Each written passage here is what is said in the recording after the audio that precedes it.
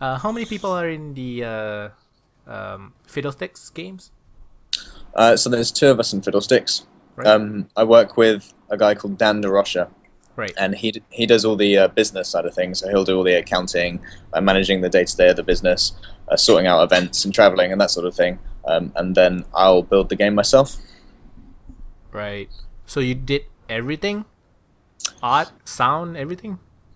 So I did the art direction, the programming, some of the audio integration stuff. We did hire a composer who helped us out with the sound, and we had some contractors that we brought on to help out with some shader stuff and some other bits and bobs. But yeah, it was primarily a two man effort. Right. So I already started asking questions. Might as well just start there. So yeah, Cool. this is Pupunup again. It's been a while since I did a game developer interview, and with me today is Henry Hoffman. How are you, Henry? Woo. I'm very good. Thanks for having me on. Thank you very much for coming on. I really appreciate it. For No spending problem. time. So you are from Fiddlesticks Games, like we Yes. mentioned earlier, and you just launched a game called Hue, as Yeah, in that's HUE. yeah, HUE. That's right. So because the game has a color mechanic to it, and it Yeah, is a multi-platform game. Yeah, that's right. So color's a pretty central theme, really.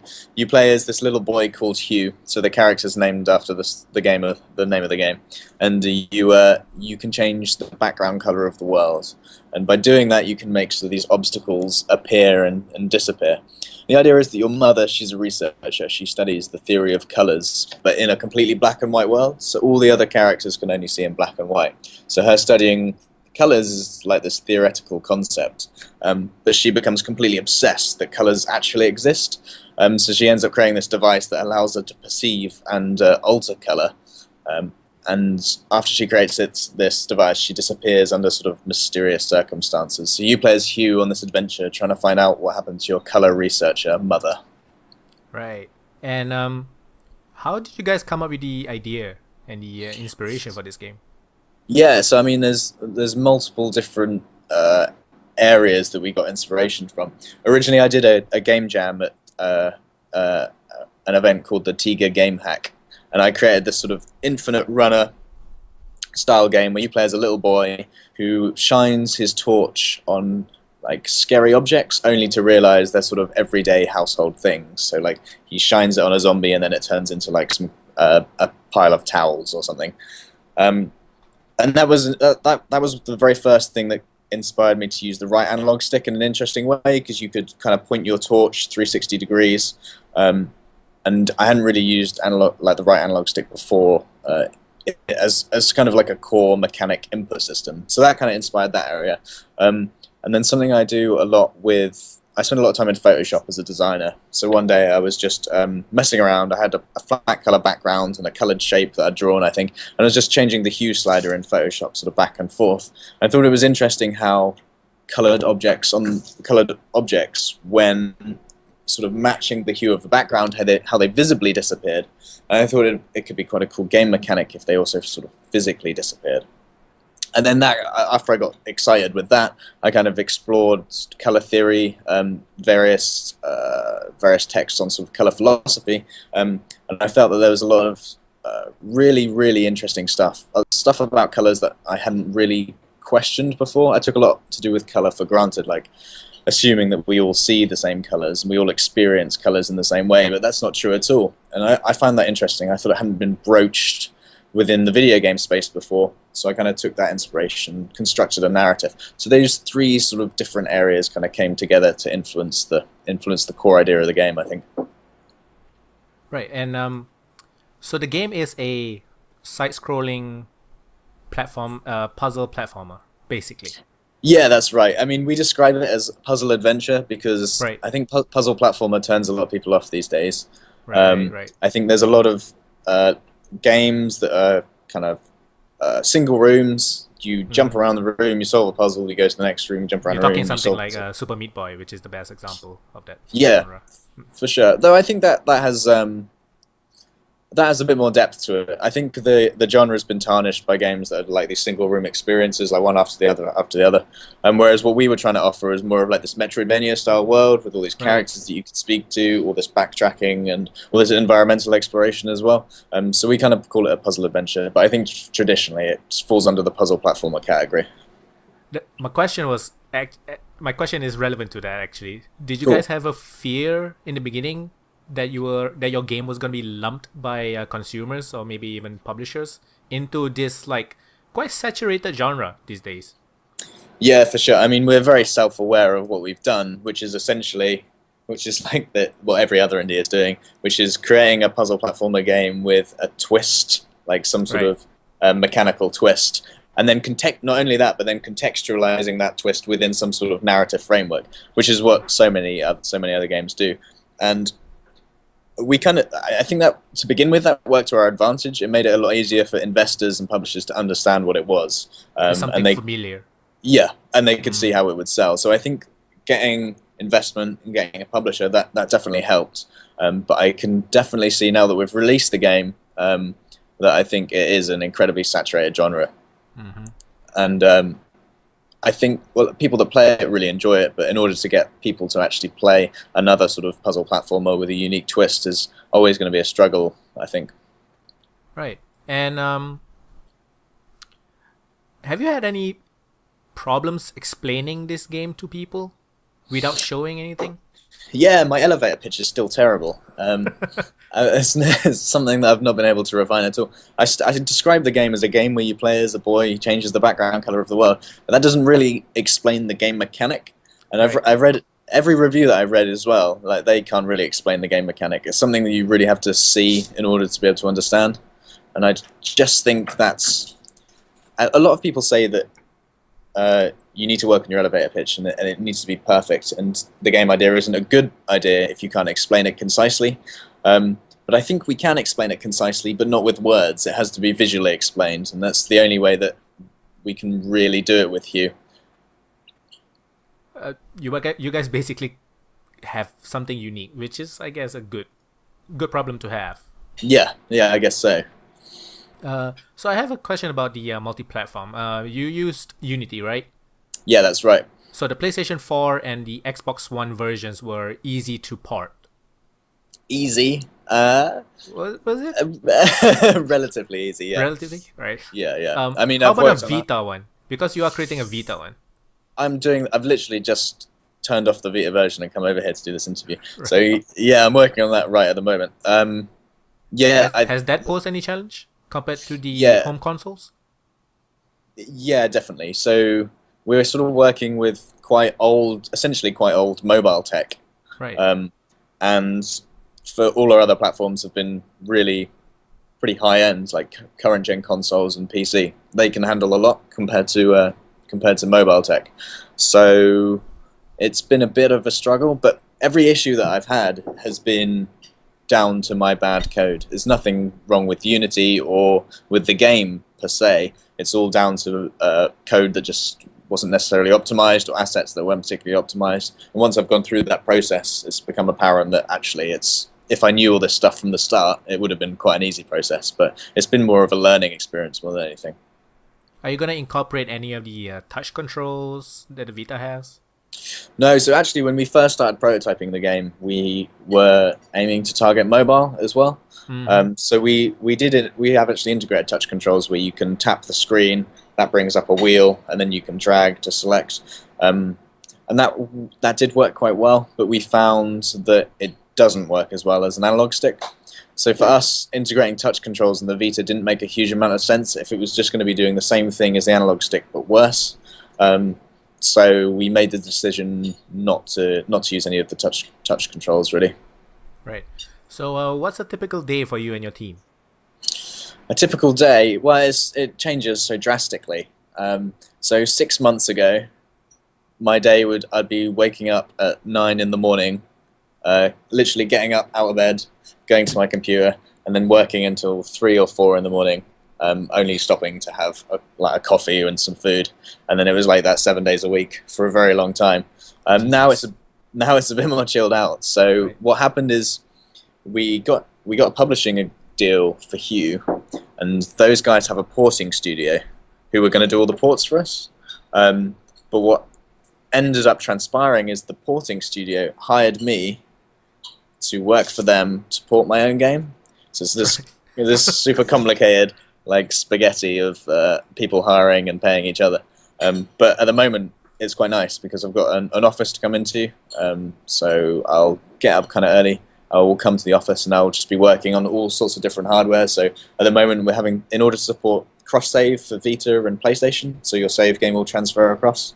I'm having to roll out a patch for PlayStation 4, so I've got all these dev kits all around me, and I've got full access to that. And yeah, I'm just working on that sort of thing at the moment.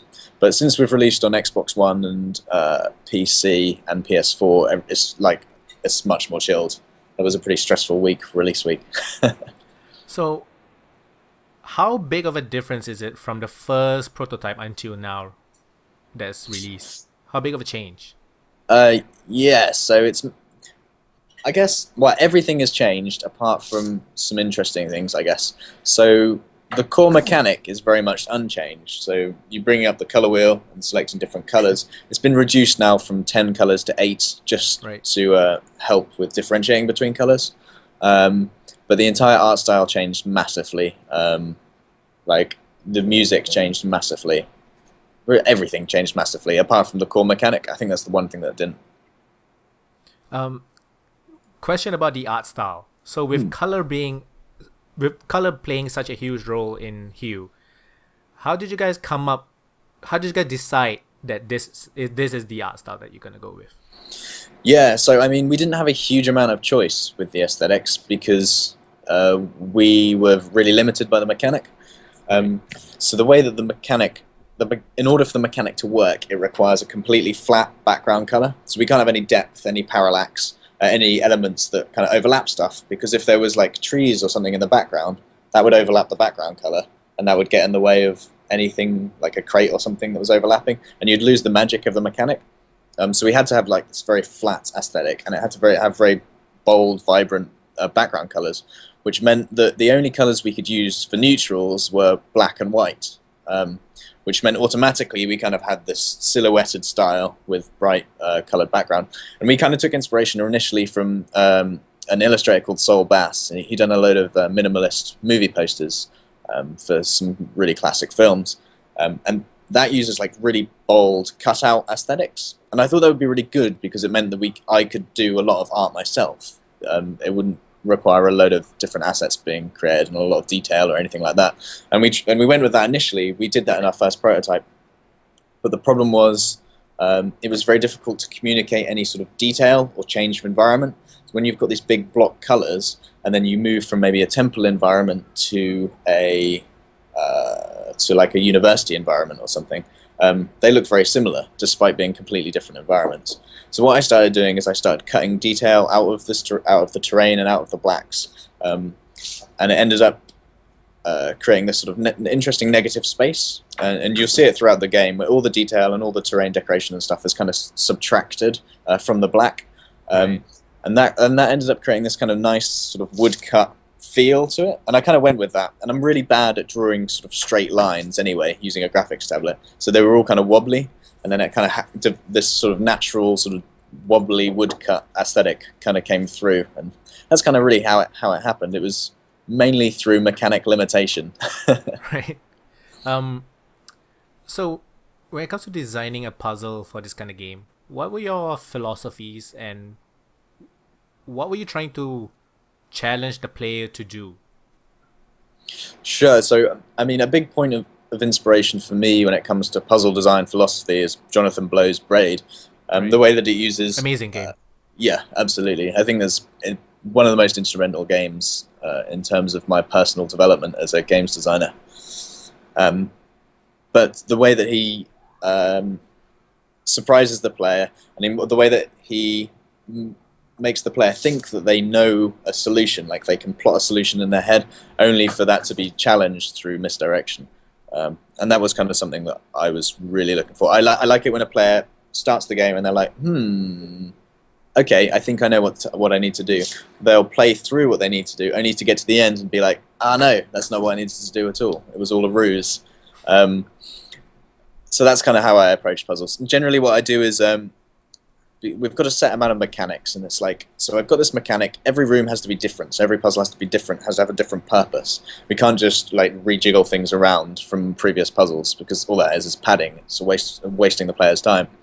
So if everything is doing something new, every mechanic has to do something new, whether that's introducing the mechanic, teaching the player how to use a new environmental mechanic, or teaching the player how to use a variant of that, so whether they can combine different mechanics in different ways. So you've got things, for example, like you've got coloured balloons attached to crates.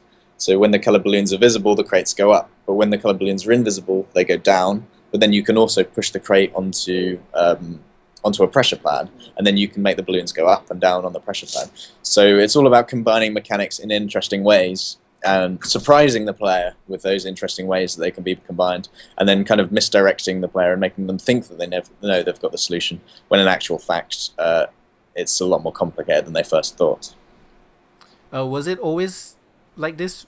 Was it always this philosophy even when you started, Hugh? I think it was a simpler version of that philosophy when we started, for sure. I mean, I didn't really know about...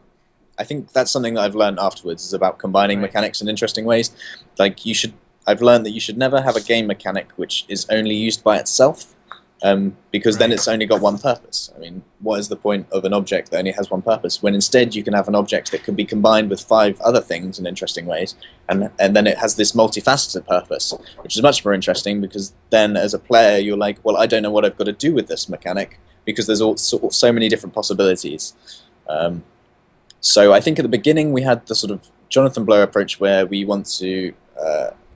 we've got a very simple a puzzle that you solve in your head rather than through difficult gameplay. But then as it developed, we kind of created these own rules and these own design guidelines, I guess you could say, just through experience more than anything. And one interesting thing is your colorblind mode. So you guys used symbols to represent the colors, right? Yeah, that's right. Who came up with that idea? Yeah, so we spent a long time on trying to figure out how we could support colorblind players. So first of all, we didn't have a colorblind mode in at all when we put together the first prototype. It didn't even occur to us, though it probably should have done. But we took it to events, and we found that some people struggled more than others with playing the game. And after some testing and some sort of questioning, we figured out that lots of people aren't actually colorblind, but they do see colors slightly differently to everyone else, which makes differentiating between certain colors more difficult for some people than other colors for other people. And then on the other end of the spectrum, there's like people that suffer from really severe colorblindness, and they couldn't see certain colors, couldn't differentiate from completely different colors at all. So we knew that we had to devise some sort of system that allowed for those people to play. And first of all, what we did is we overlaid patterns. We overlaid patterns over every color. So blue might have had a hexagonal pattern over it. Another color might have had a polka dot pattern over it, for example. And that worked really well when we had that sort of early minimalist Soul Bass inspired aesthetic, because you've got these big blocks of color with these patterns overlaying. The problem is, as we started adding in all this negative space and all this detailing, things became much more complex, and then overlaying patterns over this fidelity ended up creating a lot of visual noise, I guess you could say, and it actually made it harder to differentiate between colors. So what I then ended up doing is I looked at existing solutions outside of video games for color blindness, and there's a system called, I think it's called Color Add. I can't remember what it's called, but it's a Portuguese-based symbol system, which is used when you need to be able to identify a specific color. So when you need to know that something green is green, like you need to, if you're going to buy a green T-shirt, you need to know that that green T-shirt is green. It's designed for those purposes specifically, but our use case was very different. And we decided not to use their system for a reason. It's because that was about identifying colors based on what colors are. What we were doing instead was we were matching colors, and it didn't matter whether blue was blue or green was green. All that mattered in the game was that those two colors matched. So that blue matched with blue and green matched with green. There was no inherent value in green being green, if you know what I mean. Right. So we we ended up not going with that system, and we instead devised our own system, which we felt was felt better embedded in the game world. We felt it was more contextual. Essentially, what you did was you replaced colors with the symbol, basically. Exactly. Yeah. Exactly. So we replaced different colors with different symbols. So each color on the color wheel has a symbol, and each matching colored object in the game world has a symbol. And what you do is you match those symbols as kind of like a visual fallback if you can't match colors. So you mentioned events. What kind of feedback did you get for the game, and how did that help shape or mold Hue into what it is today? Sure. I mean, the events have been hugely valuable throughout the development. Can you give some examples of events that you went to? Yeah. So, I mean, I think we went to over 40 different events. Oh, geez. Some some of my favorites were Indiecade in Los Right. Angeles. It's awesome. What other ones? So many. We showed at Develop Conference in Brighton. I think we showed at Tokyo Game Show.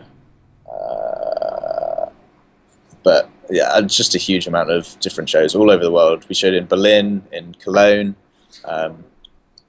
There's just a whole bunch of different game showcases to show, and they've ranged from all sorts of different types. There's ones that are really brilliant for sort of business and making sort of business transactions and business deals and stuff. Develop, I find to be really good for that. GDC, and then there's ones that are more creative, which are great for inspiration and meeting sort of like-minded developers and kind of bouncing ideas off people. I find Indiecade is great for that. Game City is also really nice for that, and a Maze Festival as well. That's hugely inspiring and kind of experimental, which is nice. So yeah, in terms of how they informed the development, Right.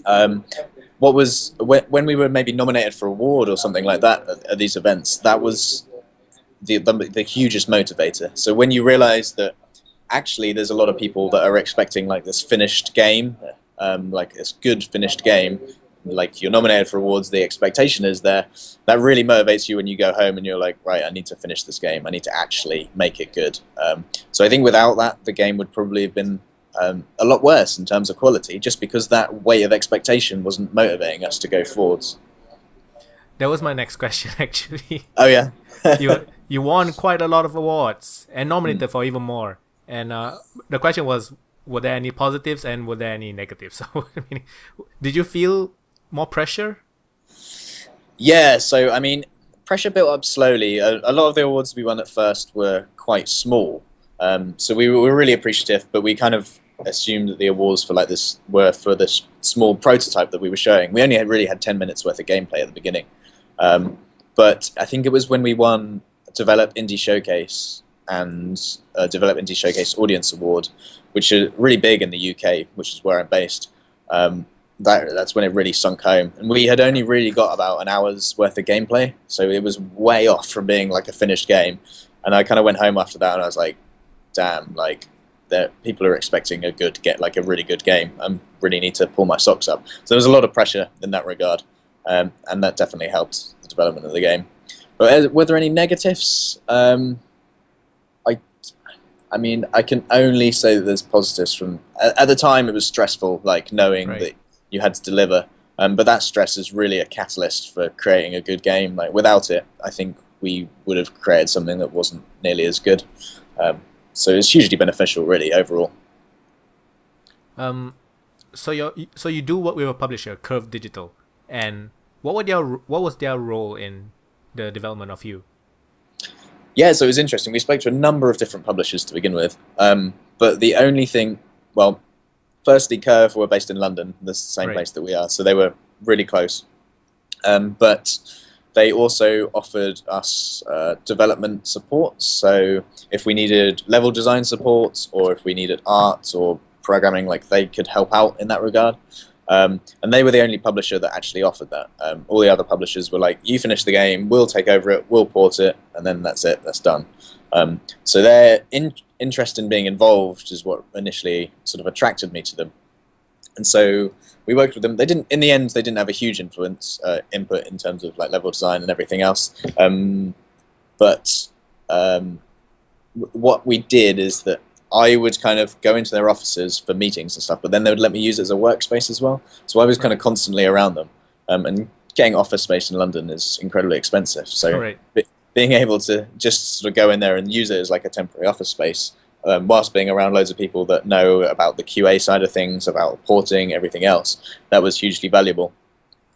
So they covered a lot of the costs associated with development, so all the porting costs. This is what I was talking about earlier with you about the crazy hiring scheme that we've got going on. Right. Essentially, essentially, they're paying the porting company to do the porting, but the porting company hired me to do the porting of my own game. So They know it's your game, right? They yeah, know yeah, that, right? they do. It's not like a massive conspiracy or anything.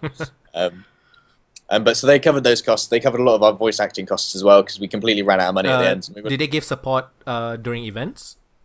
Like traveling costs or anything like that? Yeah, so they covered a lot of our traveling costs. They would book all our flights and everything and our hotel. Like for Gamescom that's just been, they organised everything. So literally all I'd do is get on the plane, show up, and then I'd have like back-to-back meetings with press and stuff like that. So they covered a lot of that, which we just wouldn't have had time to do, I don't think. Awesome. So we're very near the end. Basically, what advice do you have for an indie dev or an indie studio that maybe doesn't have the resources that you do? Because not only did you work with Curve Digital, but you also got funding from Kuju, right? Yes, that's right. Is that right? Right. So what advice would you be able to give, like, with people with limited funding? Yeah. Well, I would say that you don't have to have limited funding. So what Right. we did in order to secure investment is we put together 3 pitches, and they were just 3 PDF documents for different game ideas that we had had. But in order to stand out, I come from like a design background, so I can design documents to look nice and to produce art and design and logo design and everything else to look nice. So in order to stand out, like make your pictures look good, let them communicate the idea in their design and in the art that's included, and think about branding as well in your logo design. And if you put together those sort of pictures, you don't even need to necessarily have a prototype, but if you're approaching investors with this sort of thing that looks like you've got a long-term vision for the branding and for everything else for the game, it becomes much easier to secure investment. And I'd say at this stage, like the lesson that I've learned is through releasing this game and the amount of time and hours that we've put in is, as an independent, like, don't risk your own money, I would say. I think there's enough funding options now that you can, whether it's working with a publisher or working, unless you've like really, really convinced that you have absolutely nailed it. Like, if there's any doubt there, I would suggest approaching investors and approaching publishers, because it's a different time to what it was like 5-10 years ago. If you got on Steam then, you were kind of guaranteed a certain amount of success. It's even on console, it's not the same anymore. So I would say, as an independent, unless you've got a very guaranteed vision and you're very self-confident in that vision, I wouldn't say that I was that self-confident with Hue at the beginning, that I would be willing to risk sort of 2 years of my life on it and my own investment.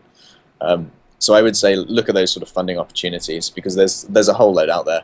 There's events coming up all over the world, things like Casual Connect, GDC. There's loads of different potential places where you can meet partners who would be able to either part fund and there's so many government grants and government initiatives to try and stimulate investment sort of all over the world. So I would look at those options first before sort of risking a lot of your own time and money. So basically, if you have Stardew Valley on your hands, don't worry about anything. What's that? If you have Stardew Valley on your hands, don't worry exactly. about it. Yeah. Even they've got a publisher. But even if you asked him like a couple of years ago, he wouldn't say he was that confident that it was going to be this big of a hit. No, that's true. But that is 1 in 50,000 or something. So just to ask your opinion about this, like, how do you see the development of the indie game industry? I guess it's an industry on its own. Do you like where it's headed? Yeah, I mean, it's a difficult space. I've got a lot of friends at the moment who are in the indie game space, who have been for quite a while now, and it's more of a struggle now, I suppose, than it has been previously. It's no longer just about who you know or whether you can get on certain platforms. It's whether you can really stand out, and that's difficult. But I think for consumers, it's looking very good. I think there's a lot more interesting games coming out. I think there's more experimental games. There's a whole like breadth of games, from like really weird experimental games on itch.io to like really awesome indie games that look like AAA games. So I think in terms of games and the medium as a whole, it's looking amazing, really. I think as an indie game developer, it's becoming more and more difficult, and more competitive. But I think that's just the way it is. I think any successful medium would move in that direction. But yeah, I mean, there's opportunities outside. Because games are so successful, it's becoming easier to do contracting work as a game developer, for example. So Right. even if you're not hugely successful as an independent to begin with, because of the growth of video games as a whole, there's plenty more opportunities to keep yourself gainfully employed and to keep making games and doing what you love, I think. Okay, so a couple more questions and I'll let you go. Cool. You and your partner worked on Cube, right? Qube. So that's also a very, very successful and popular indie game. What did you learn from Cube that you applied to Hue? Yeah, so my role on Cube was relatively small. Right. We went to university together, and those guys were making Cube as like a part of the team, but they didn't have any idea about branding or UI or 2D art or anything like that. So I ended up doing all their 2D art, all their UI design, all their branding, all their website stuff. And yeah, so that was my role. And I think Dan, the guy that I work with, learned all his business knowledge from that experience. Like, he sort of traveled the world with Cube, he secured investment, he did all that stuff. Previous to which he was just a student. He had none of that experience at all. And the reason that we were able to secure investment for Hue and to like traverse the legal landscape, like make sure everything was legit and that we were doing everything properly, claim back business expenses and all that stuff, that came really with the knowledge of releasing a game for Cube. But even like the time between now and Cube is the landscape has changed so much. There's not a huge amount you can apply, because all Cube did really, in terms of marketing, was go with Indie Fund, who fund a lot of successful games. They've already got huge amounts of press reach, but on top of that, just release the game on Steam and let word of mouth and like the reviews that come naturally do their job. But that's not really how it is anymore. You kind of need to hound the press now, and it's not quite as straightforward. You can't just release on a platform and have a certain amount of guaranteed success if the game is good. Yeah, even back when Cube released, like in 2014, it was quite rare to see indie developers working with like actual publishers. It was still one more question. Yeah, sure. What would you do differently, if any, now that the game is out, and what you learned throughout this like 2 years, right? That was Yeah, sure. So Would you do anything differently? what did I do differently? So, I mean, the entire first year was a real struggle in terms of motivation. It's a difficult one. I don't really know why, but after we put together a prototype in 2 weeks first. I was really excited about the idea, but it was a whole 6 months after we put that prototype together that we actually got investment and started on the project. So by that time, that 6 months had passed. I was kind of sick of the idea already. I felt like it had been done. It was something in the past. So it was a real struggle for that first year on the game to actually have the motivation to like not procrastinate and to make progress. I think there probably is a way that we could have managed that whole first year better to make sure that we were making good progress. I was working a lot from home, so a lot of the motivation had to come from within. Right. And at the moment, I'm now spending a lot of time in an office. I don't think going into an office 5 days a week, working long hours, is really conducive to high productivity. But what I do think is having maybe 2 or 3 days where you can talk to each other, can like get feedback, and can get motivated to keep working on stuff. I think that's the ideal balance. So I think going back, if I was to do it all again, I would get some sort of office space where we could go in and we could talk about ideas and kind of bounce ideas around at the beginning. So what's the roadmap looking like for Hue and Fiddlesticks? So the roadmap. So we've got Vita release coming out probably beginning of October at the moment. We're submitting the end of this month, Nice. and then after that we've got Windows 10 Store version of the game, which should Ooh. be interesting. And then after that, I don't know. I guess we'll probably start looking at prototype. We'll do what we did at the beginning of Hue, really, which is where we look at for different points of inspiration and maybe So prototype just some start new the ideas. cycle again. Yeah, I think so. And I don't think we've got any plans to expand or hire more people. We quite like just having quite a tight knit crew, I guess. But definitely look at prototyping new ideas. I don't really want to do another sort of 2D puzzle platformer, so I might start looking into maybe the 3D space, whether there's some sort of interesting mechanics that can be explored with 3D. I've done a bit of VR work myself in the past, some experimental VR work, but it's not something that hugely captivates me at the moment, so I'll maybe wait to see where that goes before maybe exploring that space as a games designer. Any plans to expand Hue? DLC or I don't know, Yeah, patches, anything like that? yeah. So Updates? there's been a lot of so we're definitely doing patches and definitely doing updates. We've got a PS4 patch coming soon, which has some various level tweaks and fixes and stuff. I think we'll keep continuing to do patches and smoothing out the difficulty curve, especially towards the end of the game difficulty curve kind of spikes a little bit, so I'd quite like to sort that out. But in terms of new content, I would love to do DLC and new content and stuff. It's just whether I can make the business case to the publisher. Right. At the moment, it doesn't look like I will be able to, like at the moment, but we'll kind of see how sales go, especially on Vita, and whether sales continue across all platforms. But yeah, I'll keep you posted on that. Right. So yes, thank you very much, Henry, for joining me. That's Awesome. the end of the interview. You can check out Hue on Steam. And where can people find more information if they want to? So if they go to huethegame.com, they'll be able to get links to all the platforms: Xbox One, PS4, PS Vita when it's done, and Steam. But that's Steam, that's Windows, Mac, and Linux on Steam. And they can follow me at Henry Hoffman on Twitter. And if they've got any questions, just send them over, and I'll get back to them as quickly as possible. Awesome. You can also check out at Hue the Game, HUE the Game. Yeah, that's right. That's Right. on the website as well. Right. So yeah, thank you very much, Henry. It was super awesome talking to you. Brilliant. Thank you. And thank you to everyone who watched and listened. And we will see you next time. Bye bye.